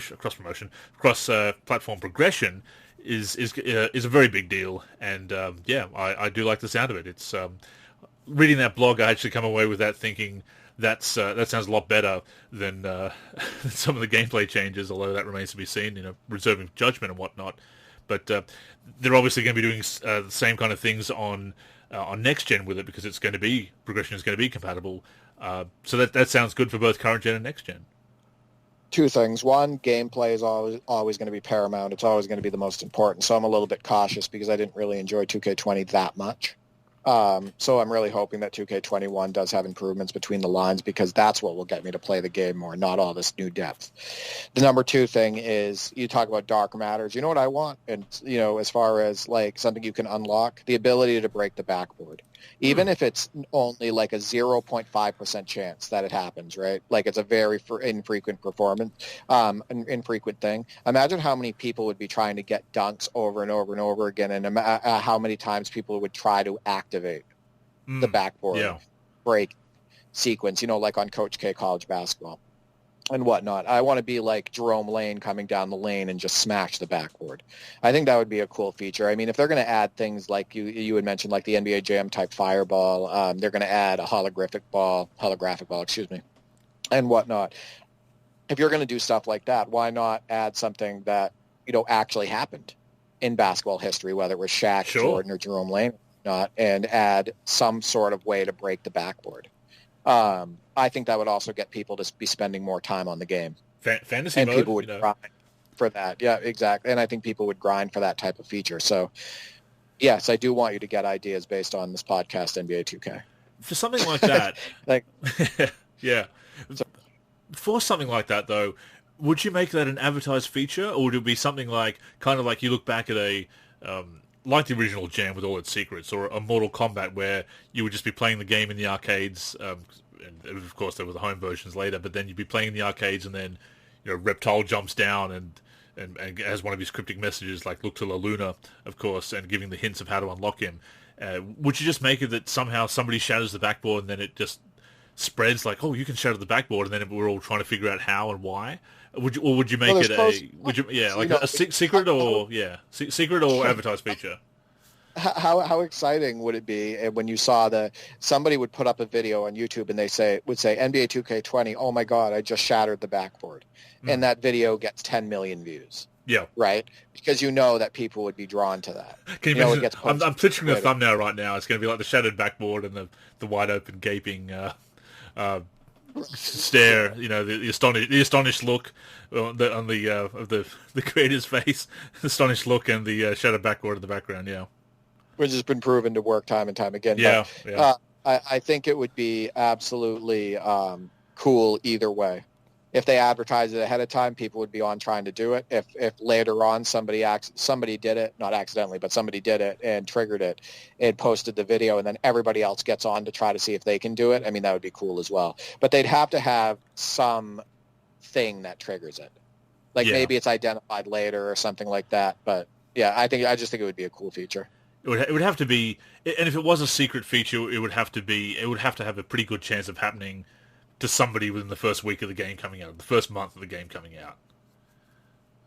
Oh yeah, I mean, because otherwise, then they'd have to say something. Exactly, which kind of ruins the surprise. Then again, developers do that. Like, have you discovered the secret yet? It's something that either way you could definitely make it work. But they could hint at it, right? They could do like an advertisement or something like that. Like a trailer, and they could include like the backboard breaking or something like that. And they could say something like, "Or have you done it yet?" And then people are like, "Oh my God, how do I do this?" You mean like the rim hitting the floor in the next gen trailer with Zion Williamson? Yeah, exactly, something like that. Yeah, good point. I mean, I don't think it's actually going to hint at that, but you could do it that way if they did put rare backboard shattering in one of the modes. That would be a pretty cool way of revealing it subtly. I hadn't thought of that. That's a great point. Oh my God. How do we not work for 2K at this point? I'm just kidding. The criticisms, the shots at running 2K, that's probably yeah, it makes saying I'm glad the developers took a break from Twitter. Yeah, that's probably it's made Suddenly it's all falling into place. But hopefully it all falls into place with the gameplay as well, and not ruined by patches. That if any patches come through, it's fixed. And of course, we will be able to get that first hands-on experience with the demo coming this week. Again, by the time this comes out and most people listen to it throughout the week, probably demo will be already out, of course. With the way it's coming out, we'll have to wait until next weekend to give our impressions. I'm sure we'll talk about it on social media and in the forum and whatnot, but we'll have our show next week. We'll be talking about it. But that is coming out on 8/24, 24/8, either way you want to look at it, August 24th, Kobe Day this year. And we've seen on Twitter that it's basically going to be the same demo as last year with a My Player builder and a couple of teams in 2KU, possibly different teams rather than just repeating because we don't have NBA finalists yet. Normally it would be the NBA finalists would be the default choice, so they're hinting at choosing a couple of other teams. I'm going to assume the Lakers are going to be one of the teams, just probably the way it goes. Maybe the Lakers and the Bucks, something like that, or maybe the Lakers and Blazers, considering Damian Lillard being the cover player. In fact, reflecting on it, it'd be very surprising if the Blazers weren't one of the teams that are available in 2KU. But again, a kind of a not unexpected, Derek, but certainly disappointing that it's going to be just another kind of lackluster demo for people. And I want to move away from my career as well, but certainly for people like yourself who haven't even really been into my career or not been in my career at all in recent years, for the demo to be built around My Player builder, no pun intended. That's kind of disappointing that's the meat of the mode, is coming up with a player when you want to find out how the 5v5 gameplay plays, which you can kind of get with the 2KU, but it's even less than old demos back in the day where you got a couple of quarters of 5-on-5 gameplay, or certainly what NBA Live has been doing. So it's one of those things where I think a lot of people, you'll get the basics, you'll get the idea of shooting and everything and running through tutorials, I suppose, but it's what we expected, but at the same time, it's still disappointing nevertheless. Yeah, it is. I talked about this on a prior podcast. I think that's one leg up that NBA Live had on NBA 2K as far as their demo. Their demo at least featured real NBA teams in a real NBA format in an arena, playing and not like in a real game atmosphere as opposed to like 2KU scrimmage gameplay and whatnot, with all the interruptions that can come with that as well. I think what they could do with this is, like you said, I wouldn't be surprised if they use the Blazers. I wouldn't be surprised if they put the Pelicans and the Blazers against each other or something like that. I think the Lakers would be involved there, though. So maybe Lakers, Blazers, Blazers, Clippers, something like that. I do want to point out, though, that if they're trying to do something for Kobe, it would be neat if they haven't announced the team yet, so I don't think that would be something they would do. But if they were going to add the 09-10 Lakers, put them in in 2KU, or like the 2000-2001 Lakers, because they're already in the game. I was going to say, well, doesn't the Kobe in the demo preview promo picture is wearing number 8, which would be the 2001 Lakers. So yeah, maybe they do it that way. Although the hairstyle doesn't fit. Or was it number 8? I'll go back, have to look at that. That is for Obi. No, that's the right one. Yeah, so 2000, 2001, or 97, 98. Like those, either one of those teams would work. So, I mean, that would be a cool tribute to Kobe if they did that in 2KU and put him on the practice floor. But I don't think they'll do that. Because I still think it's all about, promoting the new game, the now game, from a marketing standpoint. But yeah, I agree with you. I think that it's a little bit frustrating that you don't get actual 5-on-5 in-game, in arena gameplay. I'm just looking at the demo splash image that they put up before, the preview image. It's bald Kobe wearing throwback 24. So whatever that means, that there's no hints there. It's a very mix of eras there. I mean, again, that what they could do is do 09-10 or 08-09 if they end up coming out and announcing those teams. I mean, like I said, in the trailer, that could have been a hint where Pau Gasol was in the Lakers jersey on that screen that had the splash Barcelona and whatnot with the L capitalized in big lettering in the middle of the wording. So I mean, it's possible they could do something like that. I think that would be neat if they did say, who else is an 09-10 or in that year for for teams. So they have the 09-10. They'll have the 09-10 Lakers. What's another 09-10 team that they have in the game already? They got the Blazers. The Blazers, that right? went last year, yeah. Brandon Roy versus Kobe or something like that. See, I think that would be a nice touch.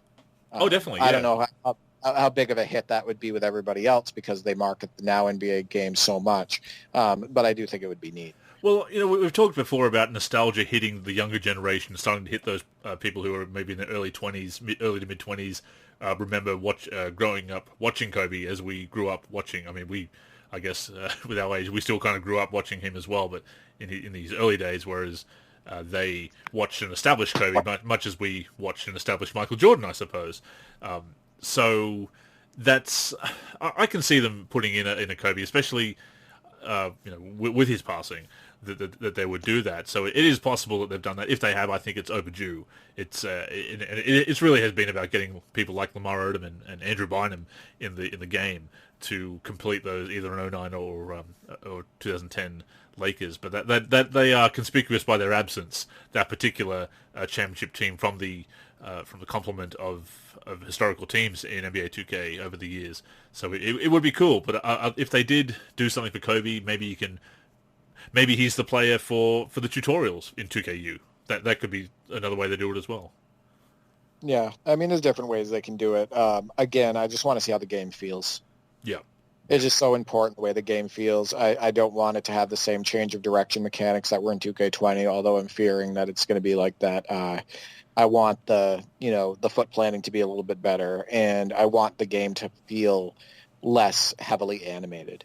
Less two-man animations, less heavily animated. Less canned. I just want it to be canimations. Yeah, exactly. A lot of fun things to say on this episode. Canimations, Froby. Yeah, it's good stuff. But yeah, the gameplay is so important. It is, and we have our concerns after reading the gameplay blog last week. Maybe there'll be a lead with the demo. Maybe they'll be confirmed. We do have options, of course, with the shooting, so that will be something to see when that happens. And of course, generally speaking, do you use the stick or the button to shoot? It depends. So if I'm in the post and I'm executing a fadeaway, I will use the joystick and push it away from the basket. So if I'm trying to do a shimmy fade or anything like that, I'll use the joystick. If I'm just shooting like a straight up jump shot, like if I'm catching the ball or I'm just trying to shoot on the move or something like that, I will use the button. If I'm attacking the rim most of the time, as long as it's working right, like it does in 2K17 and 2K16, if I'm attacking the rim, I'm using the joystick in order to finish on the correct side of the basket. So I'll go right, whether it's finish on the right or left to finish on the left, depending on the camera view and whatnot, because I use camera relative. If I'm going baseline to do a reverse layup, I push the joystick out of bounds. So basically, it's kind of a combination for me. Same. Yeah. I've for shooting, I use the button usually. I used to be button pretty much exclusively back in the day. The only time I'd really do it would be to, again, perform a flashy dunk or, as you say, maybe finish on one side of the rim.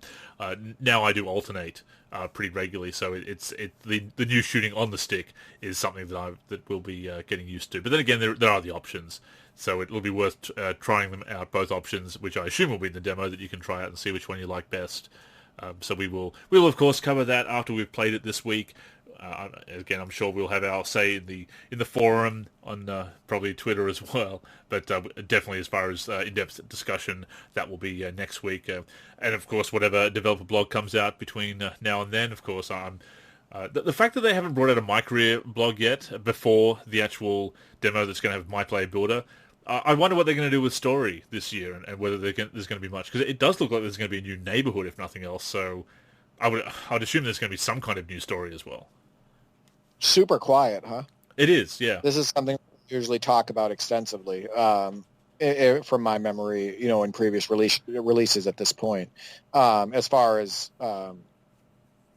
giving us more details and stuff like that. And I think if you remember correctly, I think it was with 2K18, it was Jason Tatum, and they had videos pop up far before the demo was released, of Jason Tatum running around in the neighborhood. It's been a very quiet previous season, very quiet and compressed previous season. You're right, exactly. And it's, and that's, I can't remember who brought it up in the forum. It might have been Q. I don't remember exactly, but they brought up how it's so frustrating that they continue to move closer and closer to the release date before giving us information. It is, You know what I yeah. mean? While also So putting the pre-order to at least 6 weeks or 8 weeks out, which is becoming the trend. I would imagine with next gen, in a couple of months' time, when I'm sure they're going to start heating up and pushing through that next gen information, that's probably going to be a bit more exciting and certainly a bit more to say because this is. I mean, it sounds very dismissive to call it 2K 20.5 and everything, and I'm sure a lot more effort has gone into it than just that. But they've reached the end of innovation, I would say, apart from changing up the controls. But as far as tech, as far as surprising us with screenshots, I mean, they've put out the gameplay trailer already. That first trailer, the name of which is escaping me at this time. which doesn't actually show us any gameplay. It's cinematic, Sorry, yeah. It is you know, cinematic gameplay, as always, as always. So it basically says that it's probably the current gen version is going to play very similarly to 2K20, maybe with some new wrinkles. Maybe it's hopefully a bit of a tighter experience. Again, that's not unexpected at the end of a generation's life cycle as the current generation. It's not surprising at all. But next gen is probably going to bring some more excitement as far as that. You would certainly hope so, and that's when it's going to be whatever the equivalent of the OMG trailer is going to be. Any kind of new tech that they're going to show off. That's when they're going to be dropping the screenshots. But I mean, you compare it to last year when we were getting ratings and everything. Of course, there's not going to be any draftees when the game launches. So it's a very unique situation that we're in, thanks to the pandemic and the restart and the bubble and everything. they still have, the structure in place. They still have, they know that people just want to play a basketball game, a Pretty virtual much. basketball. They want to dive into their career and their modes and all of that stuff. So there could be a worse situation than them not having a structured schedule or the draftees or anything like that. It'll come People are through, still playing the game and they know it. And like you said, in the this day in tech and all of that stuff, this day in tech by D for three. This day in tech, they they can push patches through and they can get that content in the game. So that's the advantage of today, is the fact that they can have a release like this where things can be up in the air, next season wise, schedule wise, rookie wise, all of that stuff, and then they can just patch it in. Yeah. That's not a luxury we had No. in the past. I mean, if they could, for NBA Live 99 PC, they were able to push through, and I just talked about this in the Friday 5 of unexpected updates for games. If they can push through the roster update, or of course it was downloaded from the site back in the day, no on-demand patches back then. But if they can release a patch that adds all the missing players, including audio, as it did, as well as the 50-game schedule, if they could do that in 1998 or 1999, early 1999 when the season started again. If they can do it then, they can push through all that stuff. And of course they did it for 2K12 with the lockout of 2011 as well. So it's definitely feasible, and they will do all of that. And the content for MyTEAM, of course, will update. But since we have broached next gen, which again is when the exciting, perhaps the real preview season is going to be the next gen. You would certainly hope so, with that being the exciting new launch title for the next gen. Since we are getting current gen, and I just suppose we haven't really talked about our plans that much. I'm looking to get a PlayStation 5 to upgrade to that, which is why I'll be looking at getting the Mother Forever edition for PS4, so that I get that included copy. But I've been thinking about it with current gen coming out. I mean, I'll also, again, terribly part of the problem, double dipping with PC and PS4 and triple dipping with the PS5. I'll have the PC version to maybe explore some modding and to have it in the collection. With the PS4, I'll be getting the Mamba Forever edition to be able to get the PS5 edition without spending that extra money. But as far as playing the PS4 version and the PC version, I've been wondering, well, yes, I want them in my collection, collector that I am, but what are my plans for them? Because I'm looking to move away from my career. I'd like to play some more of MyTEAM, and I'll be able to do that because MyTEAM will carry across.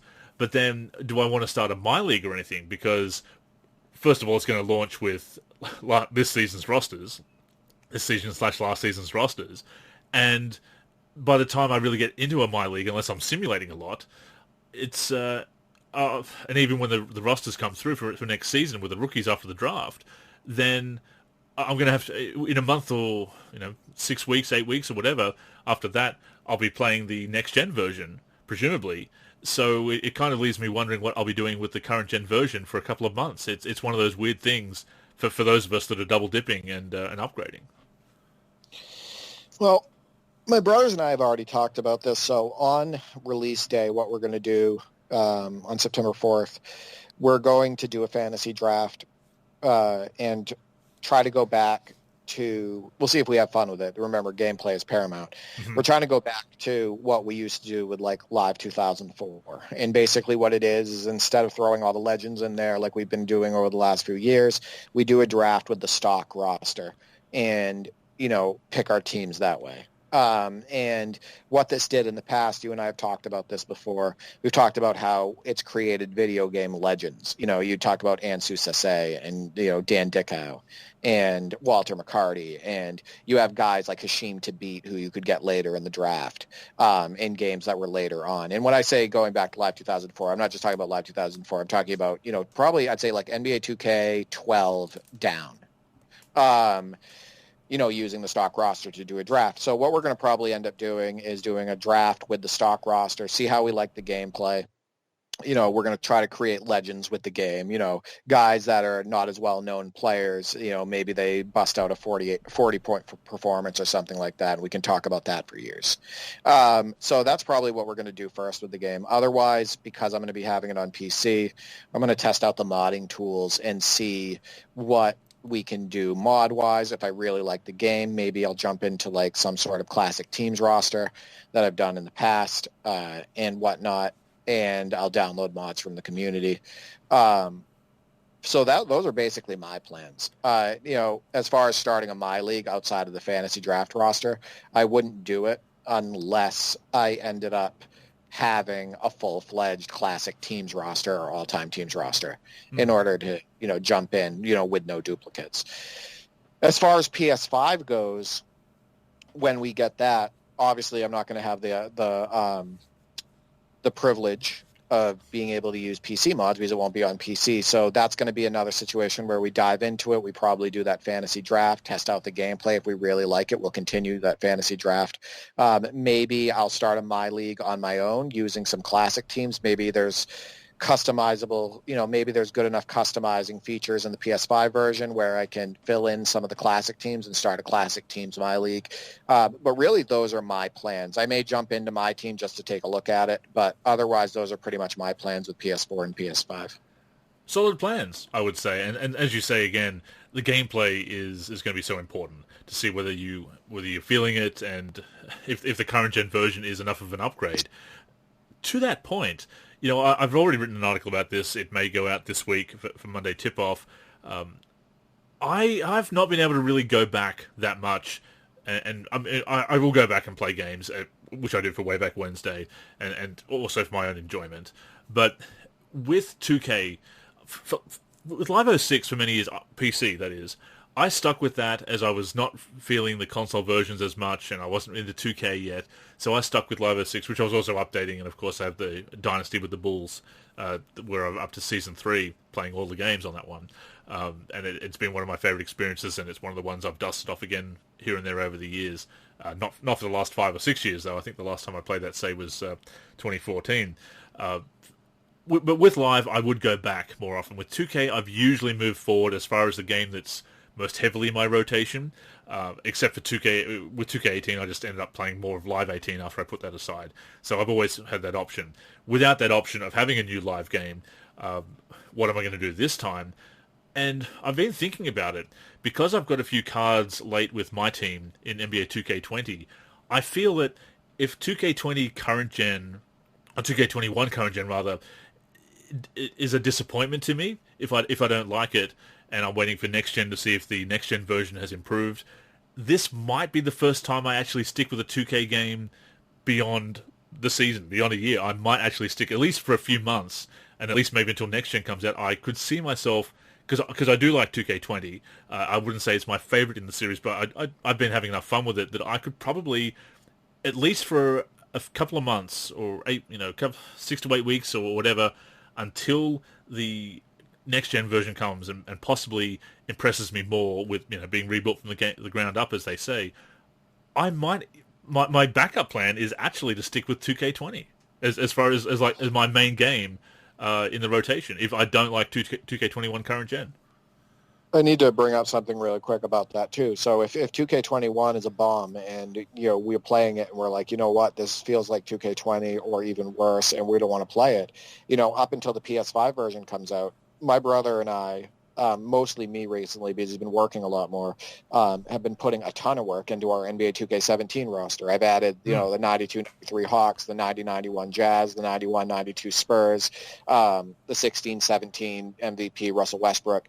Like, we've added, and I think I've made 30 or 40 portraits over the last few days and been adjusting signatures. So, what we might do in that case, and we may be doing it anyway and swapping between the two, is playing 2K17. And maybe I'll work on my 2K16 roster and all of that stuff. That's the beauty of keeping these older games is, you can always go back to them. And the fact that we've had modding now since NBA 2K9, we have over a decade of games that we can jump into modding with. Or we can add, either make our own mods or add mods to them and freshen up the experience. So, old games aren't what they used to be.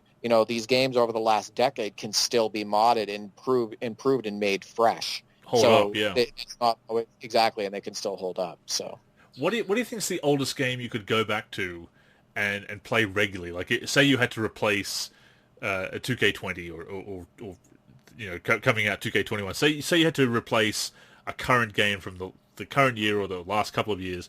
How far do you think you could go back and perhaps update it or get a community roster for it and still play it? How far back do you think you could go? I might even be able to go back to like Live 96. I have to be honest. And I think the reason is because on the regular, that would be your main game? Season. Like when you say on the regular, I think play a season. Yeah, like that. That's what I would consider regular. It doesn't need to be like an intense season. It doesn't need to be transactions. It doesn't need to be something where I have to sit there for 2 hours thinking, do I want to make this trade? I'm talking about like actually just jumping in and playing games. I think that NBA Live 96 and Live 97, even more so than Live 98 for me recently, for some reason, I go back and play those games, and there's just this kind of loose fun to them. So I think it's possible. I think that if you really want to get down to it, though, and you want to talk about, one that I know for a fact that I could stick with, I think I could go back to NBA 2K6 and up. I think I could definitely do a season on NBA 2K6.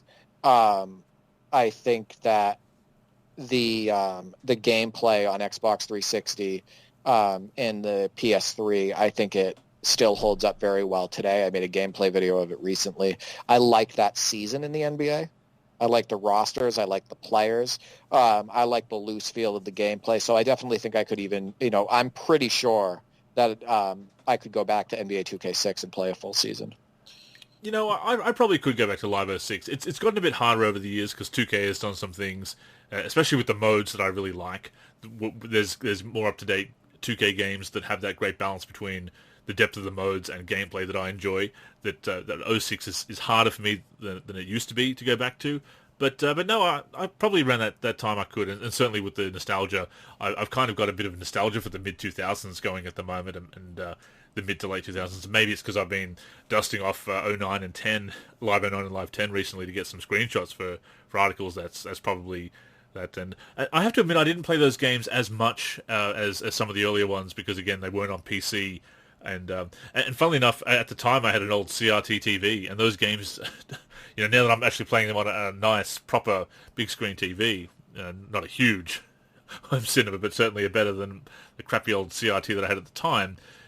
Everything about them is so much better. Even the menus, the menus being legible. That was one of the things. If I look back at some of my old complaints about the games, is that these menus in Live sort of 07 to 10 that you just can't read them properly. Like, yeah, because look at my TV at the time. So I have to raise my hand and say that was me. That wasn't the game. that was my TV. But I do have some nostalgia. I could probably go back to that. And obviously I'm making the 2K11 roster and working on that. So that's a game again I could play. More recently, maybe a 15, 16, 17 I enjoy. Although last time I dusted off 17, I was a bit frustrated by the charging foul bug, or the charging foul frequency that is an issue with that game. But there are definitely games that I could go back to. But if I did want to stick with 2K20, that's actually my backup option at the moment. Because I do have some cards that I've been able to acquire recently in MyTEAM that I haven't been able to play with as much yet, especially since I did get stuck into my career rather this year. So yeah, that's my backup plan, is to stick with 2K20 for at least maybe a couple of months and see how the next gen goes, if I don't like current gen. If you said, D, you can either play an NBA Live in order to stay. If you gave this scenario to me, you can stay doing the NLSC podcast only if you finish an entire season on NBA Live 07. I'm sorry, Andrew. I like you. You're a good friend, but I would quit the podcast. Yeah, I mean that's a game that if I wasn't doing content on it at times, I would. I'm oddly fascinated with it because of because of the time that it represents, but it's a game that I will revisit sparingly for morbid curiosity. Let's put it that way. Yeah, it's not the best. But with all that being said, I think we've pretty much reached the end of this week's episode. It's great to get that blog and get some good information, and hopefully with the demo coming out that we do have, that we are inclined to play 2K21, both current gen and then maybe next gen, and certainly if we're upgrading, then we definitely want to be able to enjoy that, and perhaps a bit more than 2K14, and definitely more than Live 14, which I didn't care for at all, and I know I'm not alone at that point, but hopefully some more good news this week.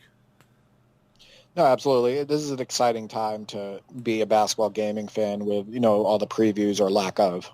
But it's, it being preview season and the demo coming out. And then, we have, double the excitement now. We have the PS4 version coming out, and then a few months later, PS5, and we're going to have all the updates. While we're playing the PS4 version, we're going to be getting previews and information about the PS5 version. So it's definitely exciting. And, it never gets old for me.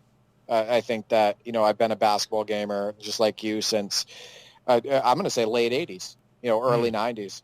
And, every single time I hear about a new game coming out, a new basketball game, I get excited about it. So think about that. It's been like 30 years and I still get super excited about it. And I don't think that will ever change. Very cool. And to that end, on Steam, we'll save the discussion for another time, but there's that new Philippine Basketball Association game that's in the style of NBA Jam that's come out that at the moment it's not available. I've wish-listed it, that I might check it out, depending on the price, of course, when it comes out. But maybe, I'm not that familiar with the PBA except that basketball is huge in the Philippines, and we've had a lot of Filipino members over the years, and including members of staff.